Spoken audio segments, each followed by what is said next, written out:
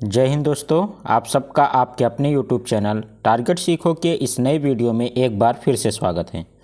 दोस्तों, आज की वीडियो में हम लोग हिंदी साहित्य के जो इतिहास का वीडियो पढ़ रहे थे, हिंदी साहित्य के इतिहास का अगला पार्ट देखेंगे, जो कि UP TGT, PGT, net JRF की तैयारी कर रहे हैं हिंदी विषय से, उनके लिए ये वीडियो बहुत ही ज़्यादा महत्वपूर्ण होने वाली है। तो आइए दोस्तों, हम लोग शुरुआत करते हैं आज की वीडियो की। साथियों, आज की वीडियो में हम लोग देखेंगे कि हिंदी साहित्य के इतिहास लेखन की कौन कौन सी पद्धतियाँ थी या कौन कौन सी प्रणालियाँ थीं।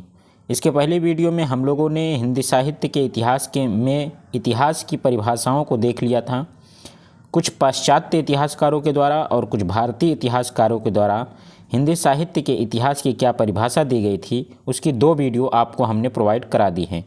अगर आपने उन वीडियो को नहीं देखा है तो चैनल के प्लेलिस्ट से जा कर के देख लीजिए। आइए दोस्तों, आज की शुरुआत वीडियो में हम लोग करेंगे इतिहास लेखन की पद्धतियाँ।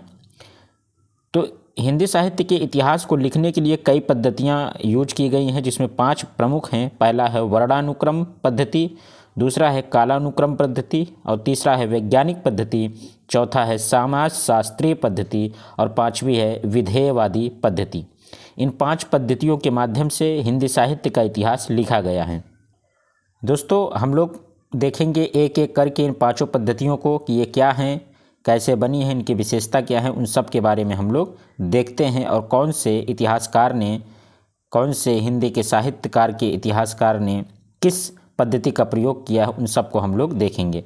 तो पहली जो पद्धति है इतिहास लेखन की, वो है वर्णानुक्रम।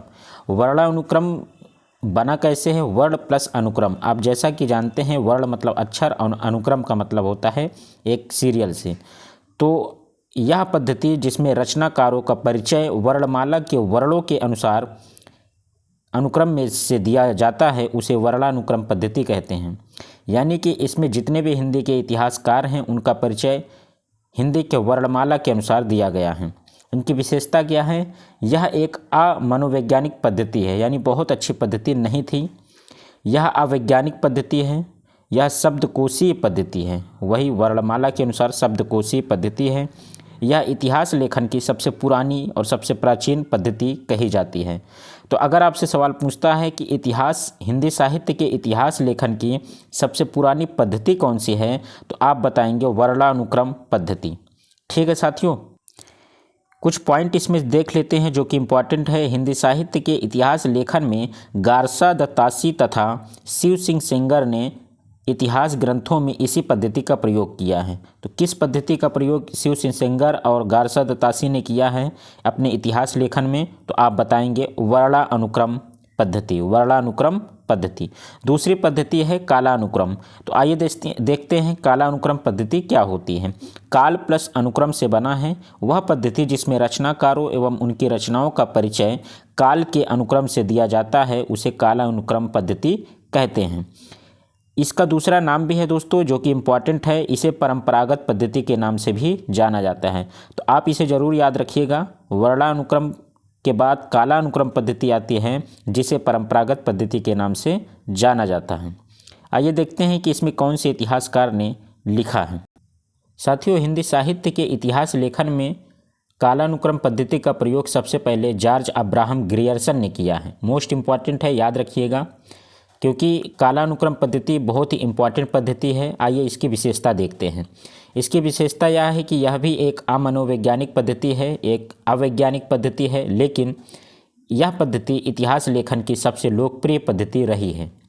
हिंदी साहित्य के इतिहास को लिखने के लिए सबसे पहले कालानुक्रम पद्धति का प्रयोग सबसे ज़्यादा किया गया है। वर्णानुक्रम पद्धति तो सबसे प्राचीन है, लेकिन सबसे लोकप्रिय अगर पूछता है या परंपरागत, या फिर आप बताएंगे उसे कालानुक्रम पद्धति। तीसरी पद्धति देखते हैं हिंदी साहित्य के इतिहास लेखन की, जो है वैज्ञानिक पद्धति। साथियों, वैज्ञानिक पद्धति वह पद्धति है जिसमें रचनाकार या इतिहासकार तटस्थ रहकर तथ्यों को प्रस्तुत करता है, उसे वैज्ञानिक पद्धति कहते हैं। हिंदी साहित्य के इतिहास लेखन में इस पद्धति का प्रयोग सबसे पहले गणपति चंद्रगुप्त ने किया। ये याद रखने वाला पॉइंट है। ये की पॉइंट आप याद रखिएगा, क्योंकि ये आपसे परीक्षा में पूछा जा सकता है कि वैज्ञानिक पद्धति का प्रयोग सबसे पहले किस इतिहासकार ने किया है, किस हिंदी साहित्य के इतिहासकार ने किया? तो गणपति चंद्र गुप्त ने किया है। अगला देखेंगे दोस्तों समाज शास्त्रीय पद्धति, जो कि चौथी पद्धति है इतिहास लेखन की। वह पद्धति जिसमें इतिहासकार किसी रचनाकार एवं रचना का मूल्यांकन इस दृष्टि से करता है कि रचनाकार ने समाज से क्या क्या ग्रहण किया तथा समाज पर क्या क्या प्रभाव डाला। इसे समाज शास्त्रीय पद्धति के नाम से जाना जाता है। इसमें आचार्य हजारी प्रसाद द्विवेदी ने अपनी इतिहास संबंधी रचनाओं को इसी पद्धति में लिखा है। ये बहुत ही ज़्यादा महत्वपूर्ण है क्योंकि हजारी प्रसाद द्विवेदी हिंदी के प्रसिद्ध रचनाकार हैं।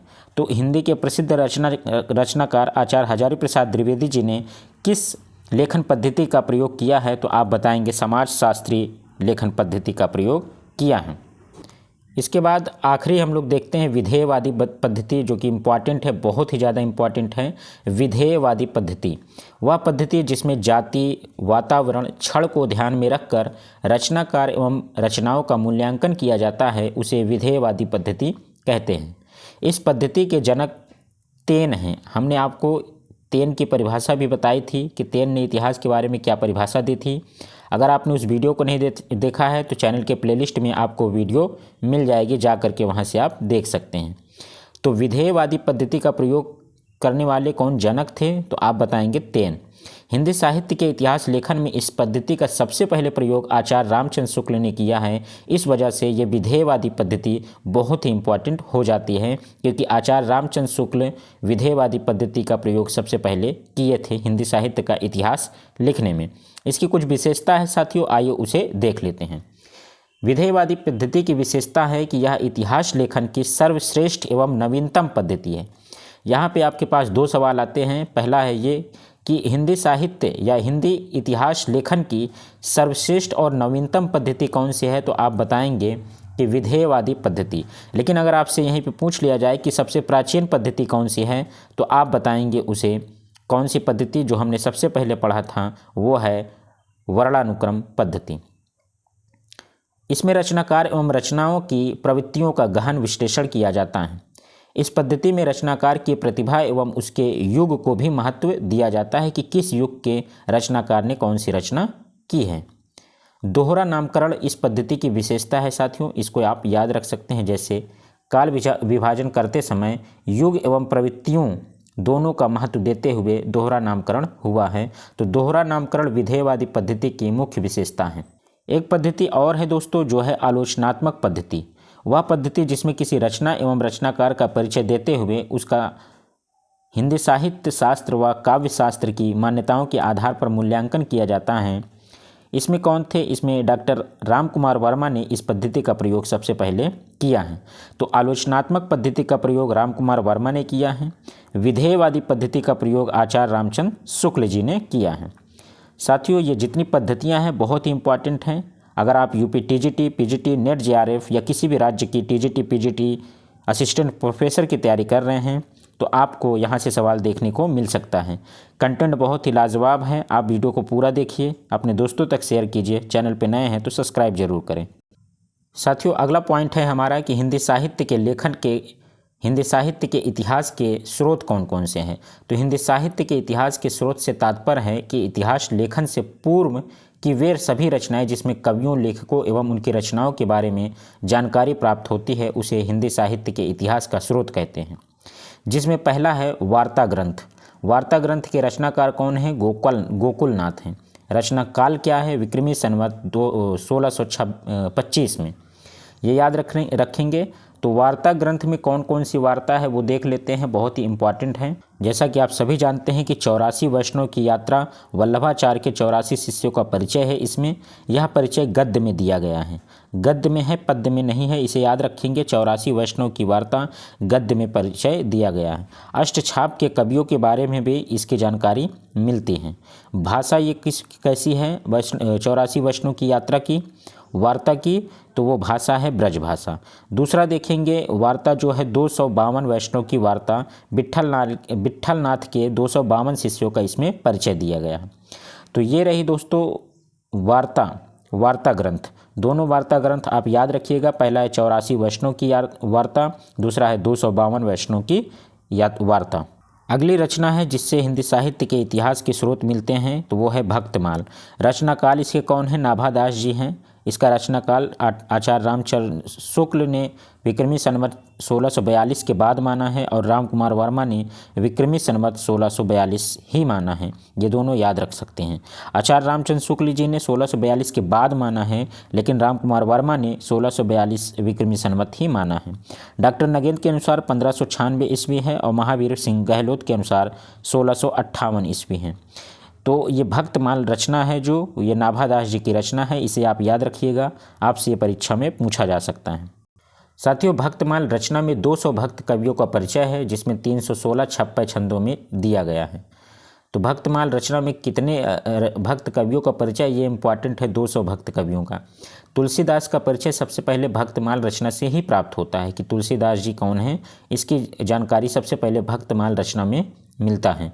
तुलसीदास को नाभादास ने विशेष आदर देते हुए अपने ग्रंथ का सुमेरु कहा है। ये इंपॉर्टेंट पॉइंट है आप लोगों के लिए कि तुलसीदास को किसने विशेष आदर देते हुए अपने ग्रंथ का सुमेरु कहा है? तो नाभादास जी ने कहा है। अगली रचना है दोस्तों मूल गोसाई चरित। मूल गोसाई चरित के रचनाकार है बेनी माधवदास, जो कि तुलसीदास के क्या थे? शिष्य थे। इसकी रचना काल की बात करें विक्रमी संवत 1687 ईस्वी है। इस रचना में दोहा, चौपाई, त्राटंक छंदों में तुलसी का जीवन चरित्र वर्णित है। अगली रचना है दोस्तों भक्त नामावली। भक्त नामावली के रचनाकार हैं ध्रुवदास। ध्रुवदास जी ने रचना इनकी कब की है? विक्रमी संवत 1698 ईस्वी में, जिसमें 116 भक्त कवियों का संक्षिप्त जीवन चरित्र वर्णित है।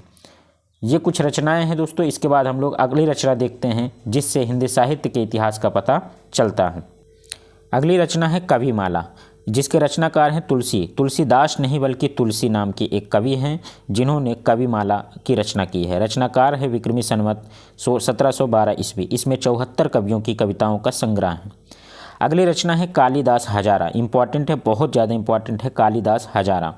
रचना काल की बात करें तो कालिदास त्रिवेदी ने इनकी रचना की है। रचना काल कब है? 1775 ईस्वी। लगभग 212 कवियों की 1000 कविताओं का संकलन इस रचना में है कालिदास हजारा में।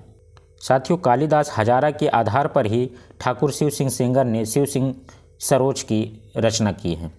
अगली रचना है संत कवि गिराविलास। ये रचना इंपॉर्टेंट है, बलदेव जी की रचना है। विक्रमी संवत 1803 में इसकी रचना की गई। इसमें 17 कवियों की रचनाओं का जीवन परिचय मिलता है, जिसमें केशवदास, चिंतामणि, मतीराम और बिहारी जैसे महत्वपूर्ण कवि आते हैं। अगली रचना देखते हैं कवि नामावली। कवि नामावली की रचना किसने की है? सूदन ने की है। रचनाकाल 1810 विक्रमी संवत। इसमें 10 कवियों का नाम उल्लेख कर उन्हें प्रणाम किया गया है। अगली रचना है दोस्तों सिंगार संग्रह, जिसके रचनाकार हैं सरदार कवि। रचना होती है इसकी 1904 विक्रमी संवत में। इसमें 125 कवियों की प्रमुख कविताओं का संकलन है। इसमें कवि काव्य के विभिन्न अंगों का भी उल्लेख है। अगली रचना है रसचंद्रोदय। रसचंद्रोदय के रचनाकार हैं ठाकुर प्रसाद। रचनाकाल है विक्रमी संवत 1920। बुंदेलखंड के 242 कवियों का परिचय इसमें मिलता है। एक रचना और देखते हैं दिग्विजय भूखन।